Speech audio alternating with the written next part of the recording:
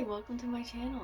So today I want to share my story of taking a vow of silence and how it transformed me, and hopefully I can inspire you to take one as well. I'd highly recommend it for anyone on the healing journey. So my vow of silence was a part of a spiritual rebirth that I underwent, and this rebirth experience was amazing. There's many stories I could tell from it, but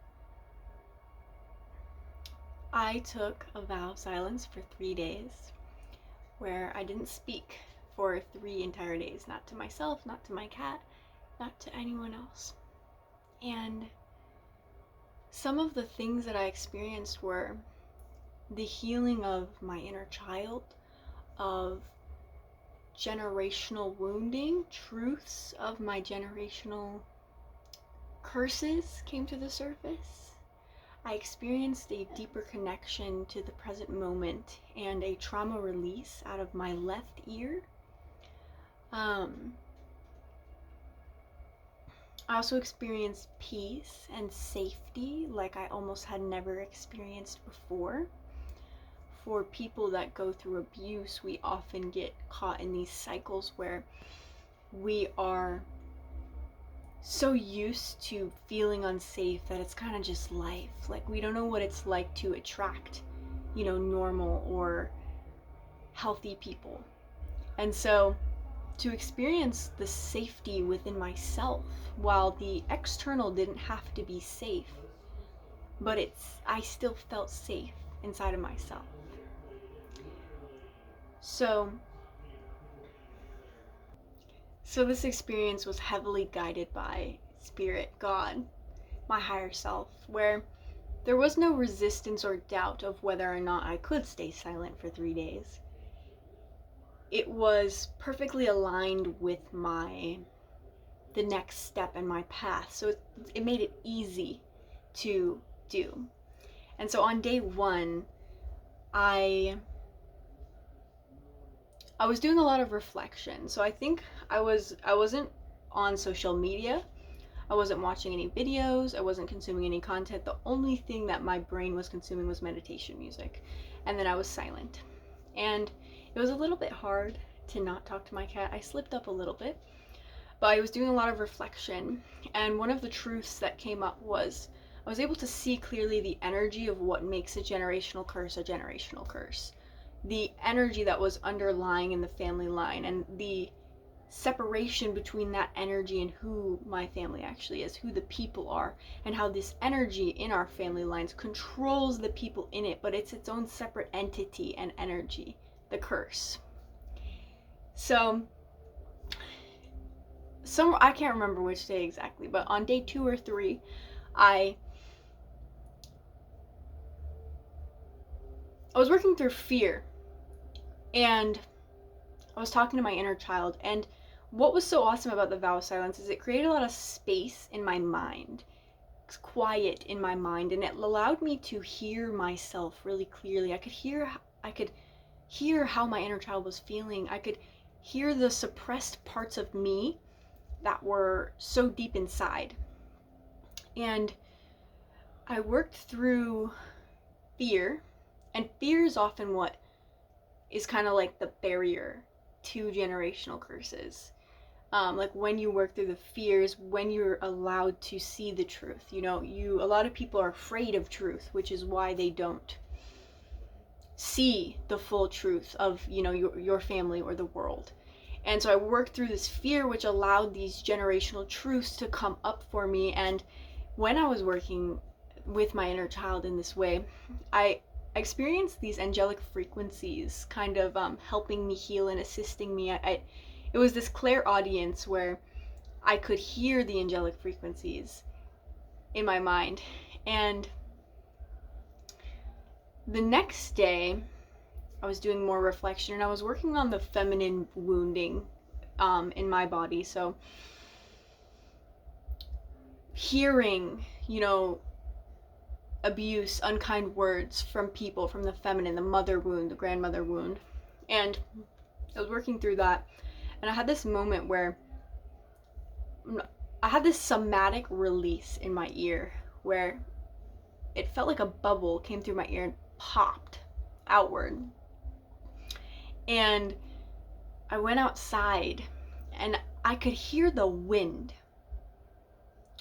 And I could feel the space around me. And this underlying trauma static that had been overlaid in my ears for my entire life had disappeared. It was like I was hearing a new level of the world, of the present moment, where I didn't even know it until it released, but there was static in my hearing that was just normal for me.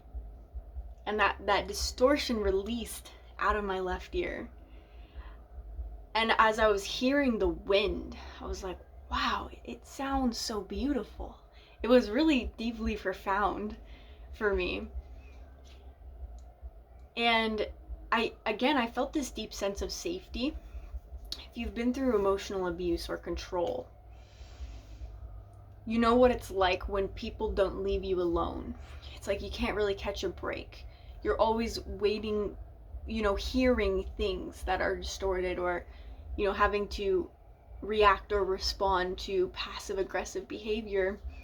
And with this vow of silence, it was like I had the autonomy to just exist without having to deal with anyone else kind of like intruding or trying to control me. And that felt so safe, and that was part of the reason why like my inner child opened up and I was able to heal the things that I did.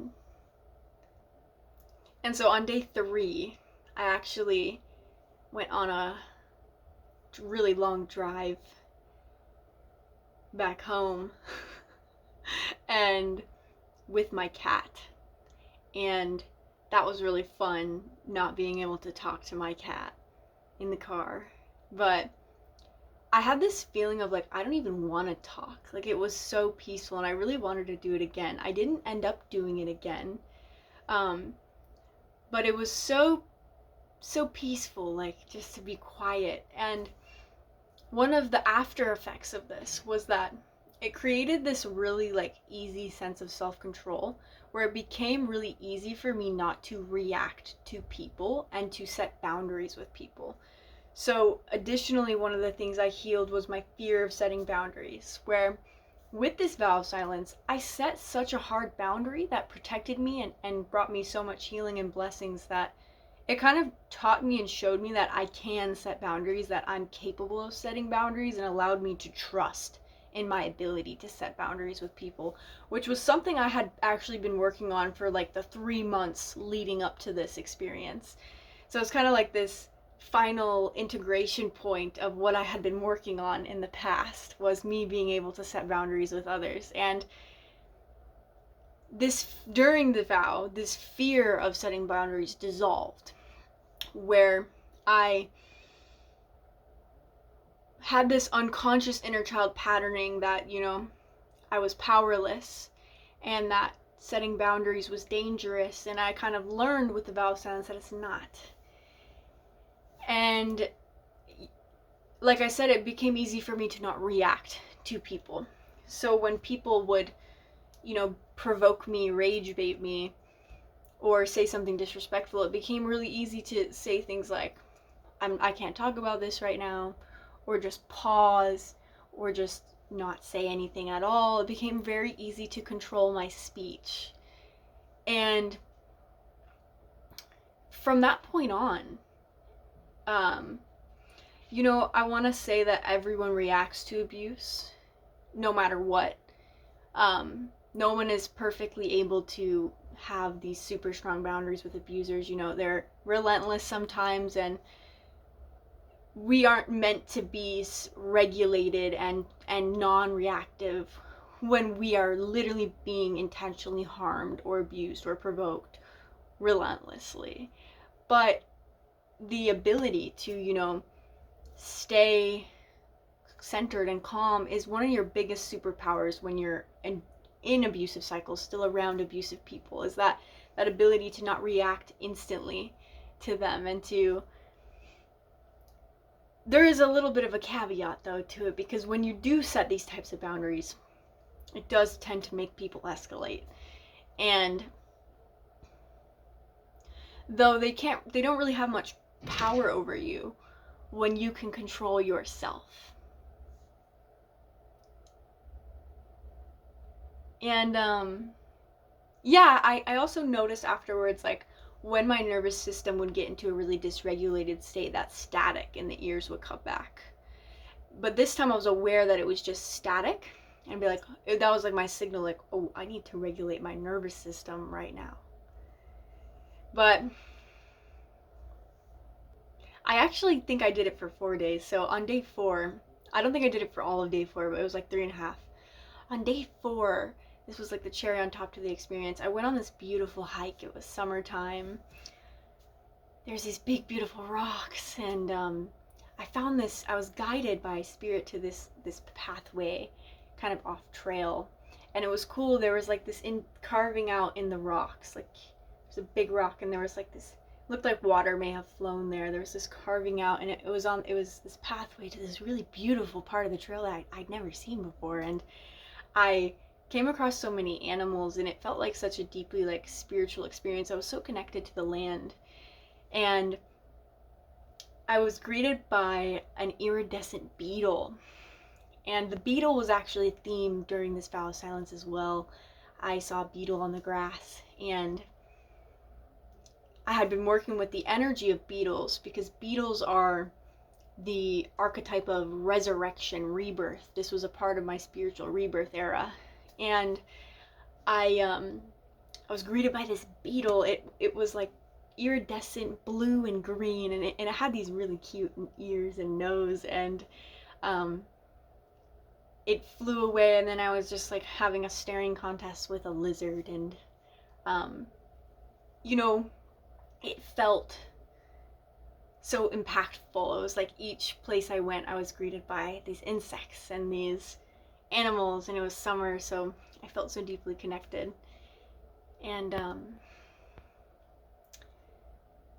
yeah, so that was my oh, excuse me. That was my vow of silence experience.